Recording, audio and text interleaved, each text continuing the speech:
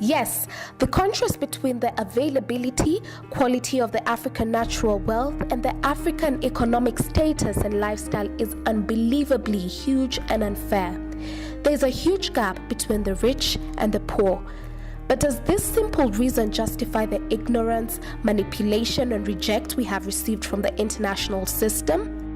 Do not expect them to start thinking positively about Africa and Africans because it is not in their interest to do so.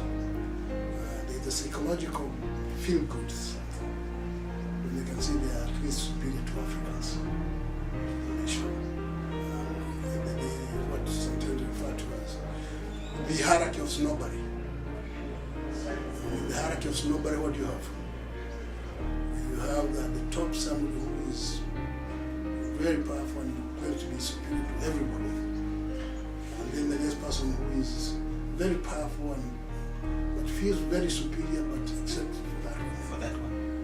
And then below that one, then so by the time you go down, by the time you come to the Africans, they're all looking down on who? The Africans. The Africans.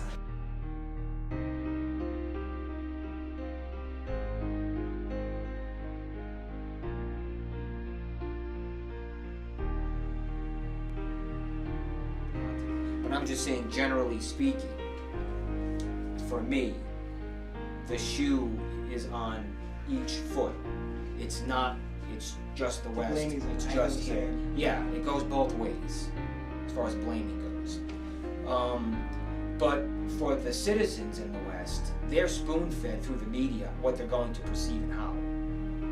The way the media machine has been constructed in the West, especially the US, is to not think, just watch and give them blurbs of information, big headlines, snapshots, quick 1 to 4 minute exposés, as they would call it, which really is not an expose, but that's what they would call it, on different regions of the continent, which are almost all the same.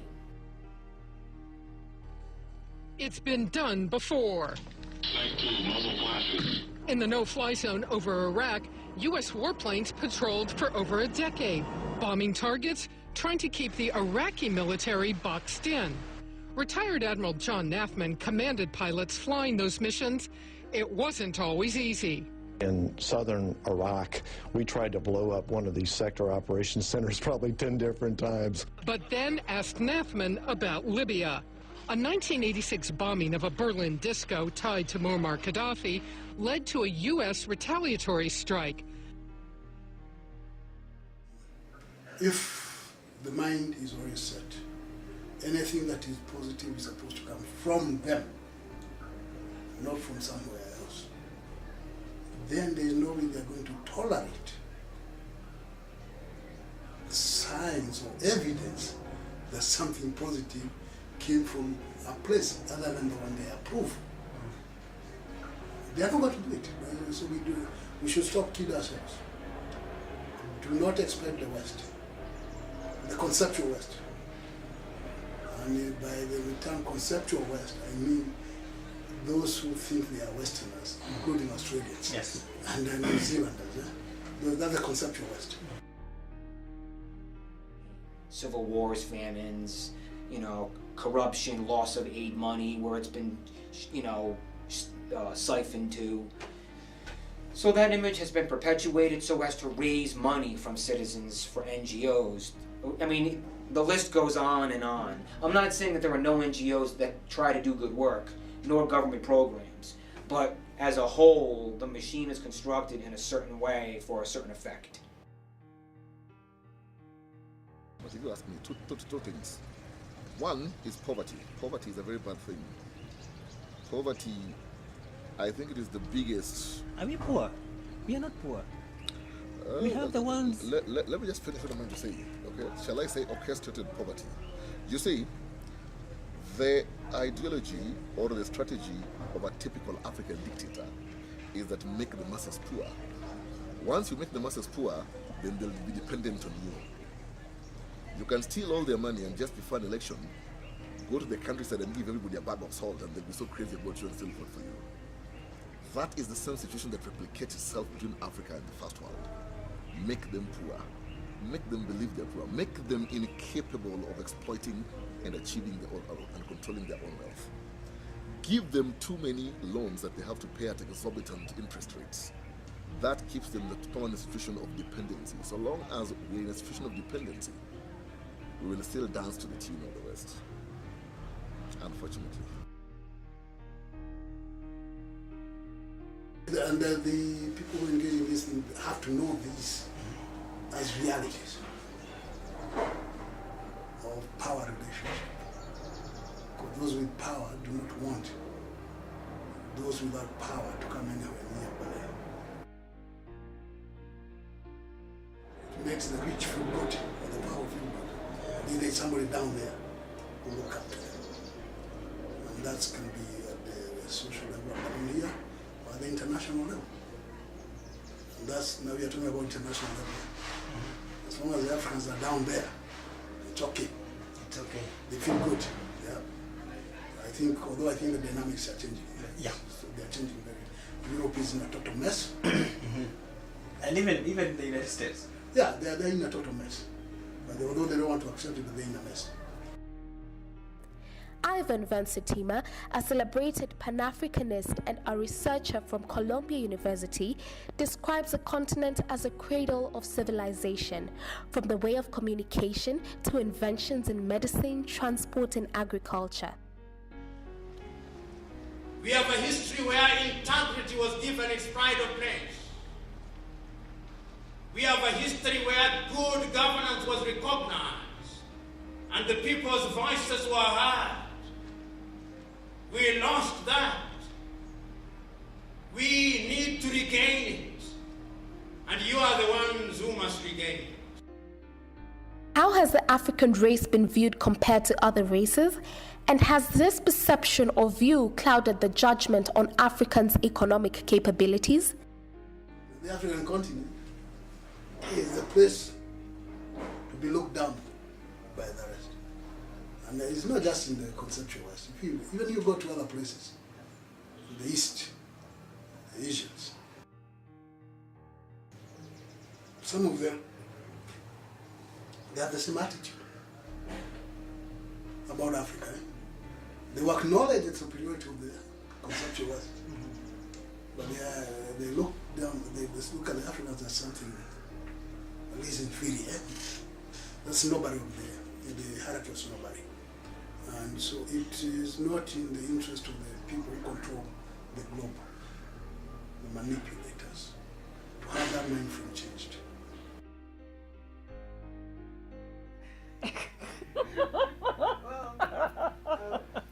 But you realize that there's something, let me just say this, there could be something very positive about this. Because I'm an African American, Black American, once called colored, Negro, Afro-American, Black American, African American, and then a lot of Africans came to Africa, from Africa to America. So who are the African Americans? Are those the Kenyans who relocated and became Americans, or are these the Americans who were born there?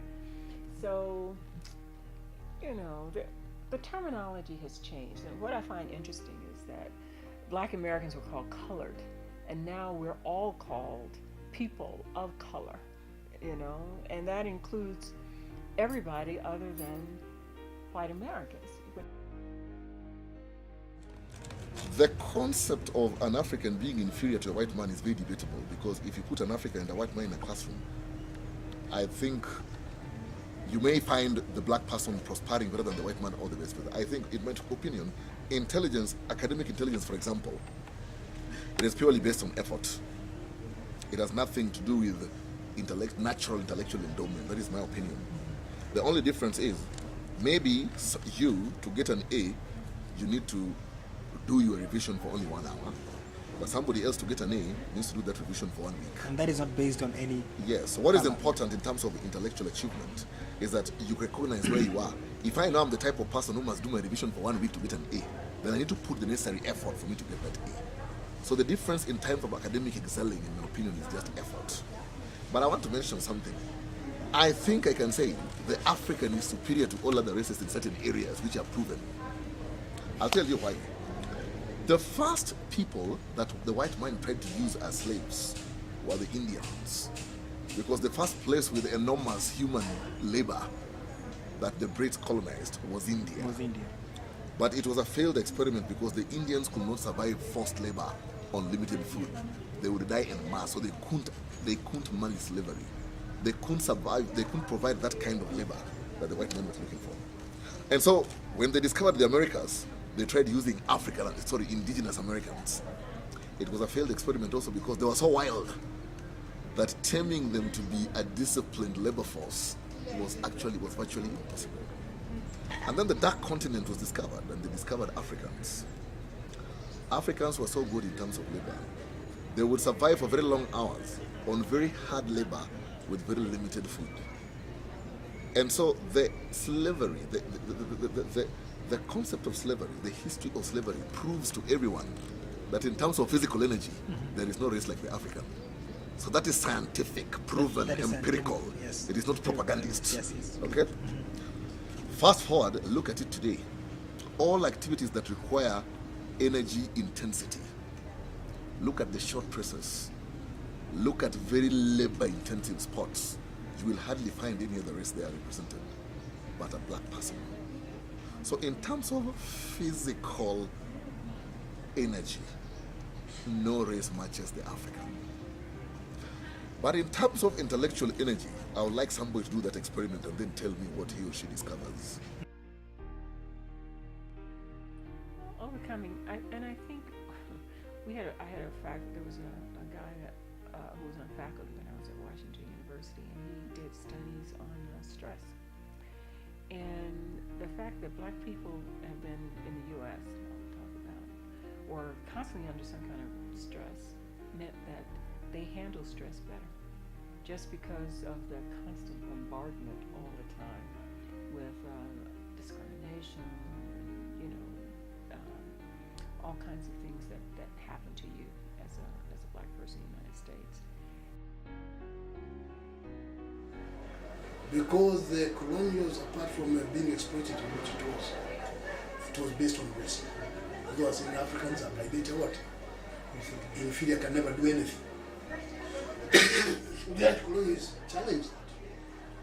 So now you see, as an African, we can think, we can do. That's what the Jomo Kenyatta's book was all about, President Kenya. And in 1938, when he did that, that was revolution.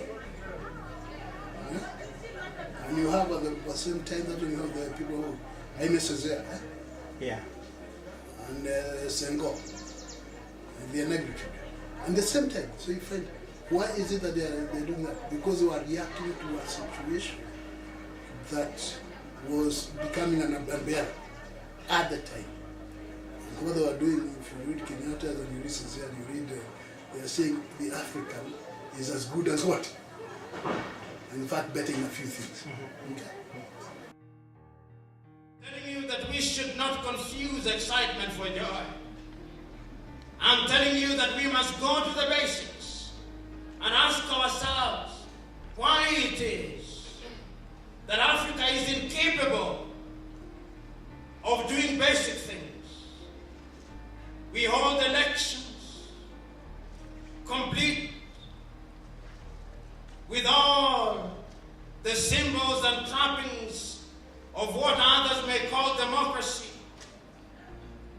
But our democracy is only skin deep and mouth deep. In essence, it is a chicken masquerading as an eagle.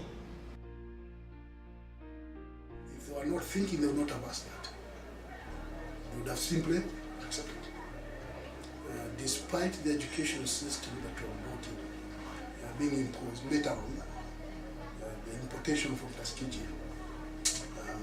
you know about Tuskegee, in the United States, the Fairstock Commission.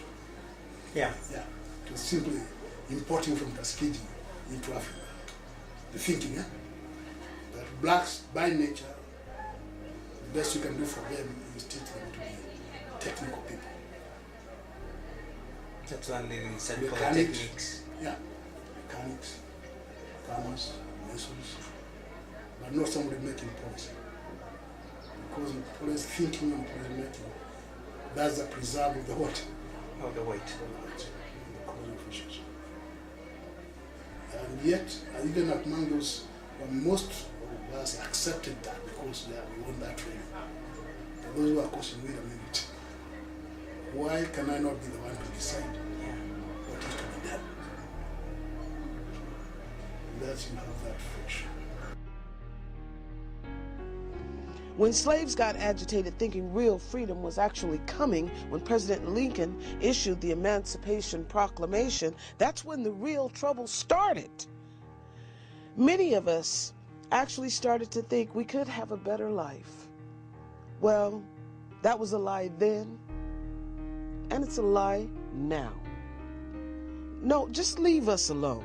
We'll fend for ourselves just like we've always done. We don't need any more false hopes and dreams. We just need to accept that we're black and disrespected, and we won't ever get to be any better than that in this country. Now, you know, too many of our fathers and mothers and grandparents died for us to have the right to vote.